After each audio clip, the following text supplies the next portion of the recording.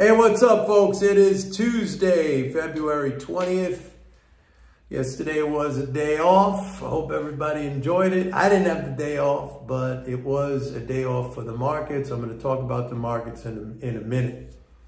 But first, I want to discuss two things.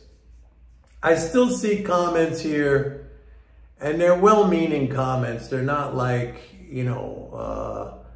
people being nasty or anything like that. When I talk about fiscal and when I talk about government spending, I still see sometimes comments to the effect of, yeah, but that's going to lead to inflation, or that's going to lead to a debasement or a dilution of the dollar. And I want to go over that, because this shouldn't be very hard to understand. And I know that this is kind of an ingrained mindset that people reflexively believe that government spending is going to create inflation.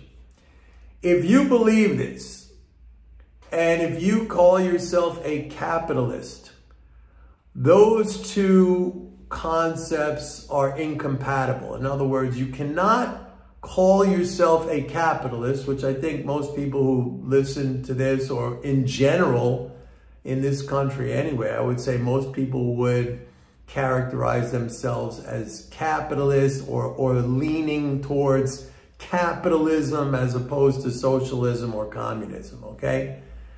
So if you believe in the capitalist paradigm, it is incompatible for you to say that government spending necessarily leads to inflation. And here's why. And I've explained this before. I've attempted to explain this before, but I'll try it again. The profit motive is what is behind capitalism. That's the driving force. Like, capitalists try to get control of output because they are seeking a profit for the provision of goods and services, okay? If the profit motive is the driving force behind capitalism, then you have to understand that government spending either creates a demand for goods and services which capitalists provide, okay? The military is a great example. We have a government-run military, but we have the private sector that is provisioning the government. It's the private sector, private companies that make, the aircraft carriers and the planes and the armaments and the munitions and all that stuff, all right? And they do very, very well. I mean, the defense sector is extremely profitable. So either the capitalist motive is involved in supplying the goods and services demanded by the government, which is the example I just gave, the defense sector, or the government provides income to consumers or investors that turn that income around as demand for products and services, goods and services that are produced by the private sector. In other words, the private sector responds to government spending by, it sees an opportunity to create the goods and services which that income or that demand is looking to purchase, okay? If you're going to say that government spending necessarily creates inflation, then really you are arguing, what you are arguing is that there is something broken in that system. In other words, that dynamic between the private sector's ability to produce the goods and services either demanded by the government or demanded by the private sector that has received those government transfers, that income, something is broken in that ability to produce. Okay, that's what you would have to argue. And if you're going to argue that necessarily all the time, government spending creates inflation, you must argue that something is broken in the system all the time so that the private sector cannot produce those goods and services. Because if you produce the supply of stuff, there's no reason for the prices to go up, okay?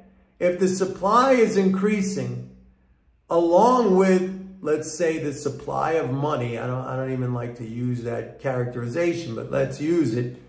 If the supply goes up to meet that increase in the supply of money or the transfer of income to the private sector, there's no reason for prices to go up. Now, if you're talking about a socialist economy or if you're talking about a communist economy, you know, you might argue in that case that a communist economy is very inefficient at setting up an economic system that is capable of supplying the goods and services needed by whatever the government dictates through that communist system. Or same thing, let's say, in a socialist system where there's, you know, partial control of private enterprise or the government is involved in that. You would have to argue that. In any case, in any of these cases, you have to argue, if you're going to talk about money automatically creates inflation, what you're really saying is that something is broken in the process by which that income is deployed to purchase goods and services or to, you know, put into investment, capital investment. You have to argue that because otherwise it doesn't make any sense. Like if you just say knee-jerk, reflexively, oh, that leads to inflation. All you're doing is buying into a false mythology that it sounds like it makes sense and you've heard it so many times before that you automatically agree with it without thinking about it, but it just doesn't happen. The other thing you could argue is that the resources necessary to provide those goods and services, they're not available. But in that case, you would have to say all of labor is used up. All of productive capacity is used up. All of natural resources needed to create those products and services are used up. In other words, you don't have any more energy. You don't have any more water. You don't have any more, I don't know, air. You know what I'm saying? You would have to argue those things. Otherwise, if you just say automatically, you're wrong. That it doesn't work like that. And I hope you get it. I mean, there's still people here and you know, they comment earnestly. It's not like they're commenting in a nasty fashion, and I appreciate that. But I'm trying to explain it as simply as possible.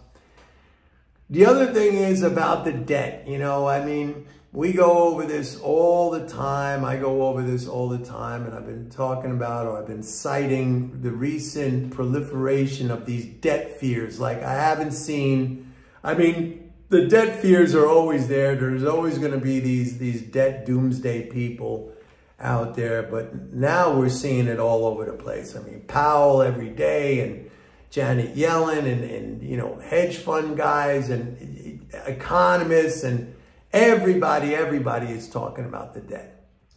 And I continue to say, I try to explain that there really is no debt, at least not in the way that we think about it as a household or an individual, in terms where we owe something that is not ours, okay? Like a bank loan where the bank gives us credit and we have to make good on that, okay? We got to pay that back, and we got to pay it back with interest.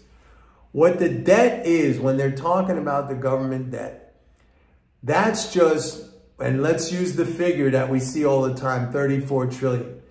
That's 34 trillion of untaxed dollars that the non-governmental sector holds as part of their wealth, okay? So in other words, if you think about over the entire course of the history of the United States. What, 1789 until now. So what's that, like 235 years? Over that course of time, the government has spent 34 trillion more than it has taken away in taxes.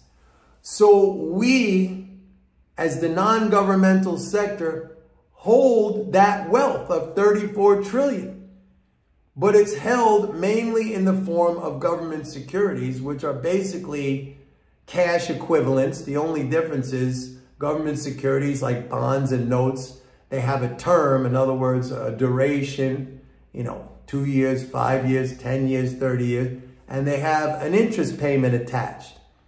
But all it is was a transfer of 34 trillion over that 235 years to the non-governmental sector. And the non-governmental sector holds those dollars, those $34 trillion in the form of government securities. Paying back simply means the securities mature and then you have the cash. It's not like we have to go out and get 34 trillion now, new trillion, to pay something back. It was already paid for. Everything was already paid for. It's $34 trillion held in the form of government securities, which are dollar equivalents. The only thing is, like I said, they got a duration and they got an interest payment attached. Same thing. There's nothing to pay back.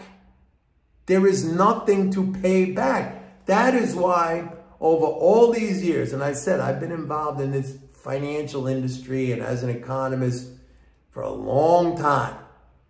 And I've heard these fears year in and year out, and nothing has ever happened and nothing is going to happen simply because it is not an actual debt in the way we understand debt as a household or as an individual. Okay, now, if our government borrowed in Chinese yuan or in Japanese yen or in British pounds or in Canadian dollars, okay, yes, that would be a real debt that we would have to pay back in Chinese yuan or Japanese yen or Canadian dollars or British pounds or whatever. That would be a different situation. But that's not what we're talking about. Has absolutely nothing to do with the current situation. All right, so hopefully I've explained that to you guys. So the market looked like it has peaked exactly on my day, which was February 15th, which I said this was going all the way back to September. I said, we're going to run up through November. I said, we're, into the quarterly interest payment. Then we're going to have a dip in December on December 15th with the quarterly corporate tax payment, which didn't happen because the tax drain December 15th was like minuscule. It was nothing. And then I said by the third week in December, the market would start running up all the way into the peak of the fiscal flows on February 15th. And boom, that was Thursday, that was it. And now we come into the period ahead, which is March and April, mainly April. March has a small tax drain. I looked at last year's numbers, but we're looking ahead at maybe like a 400 billion, when all is said and done, a 400 billion tax drain, over March and April. I mean, that's a lot, all right? So the whole thing is following my script. If you're still one of these who think like, Norman, he's talking about these fiscal flows, I don't know. Like, I don't know who else is out there who's giving you this kind of stuff, like months and months and months in advance to the day when these things happen. And then I also say, big picture, let's step back from these cycle flows, where you get tax drains, you get quarterly interest payments, Let's step back from that The overriding big picture, which I keep telling you guys, government spending $7 trillion plus annually, you're not going to get a recession with that kind of number. You're just not going to get a recession with that kind of number. And even though the deficit is down year over year, it's down a smidgen, a tiny, you know, we're still talking about a 1.5, 1.6 trillion deficit, which is that is a huge transfer to the non-governmental sector. So big picture, you got to buy the dips. We're coming into the dip period now. You know, we ran up. We're coming into the dip period. It looks like exactly like the day when I said it was going to peak, exactly to the day, which I said it all the way back in September, man. Who does that? And so, yeah, that's it. So that's the update for today. Don't forget, go to my website, pitbulleconomics.com. Sign up for a 30-day free trial of MMT Trader. Got to know this stuff. All right. Have a good one. Bye.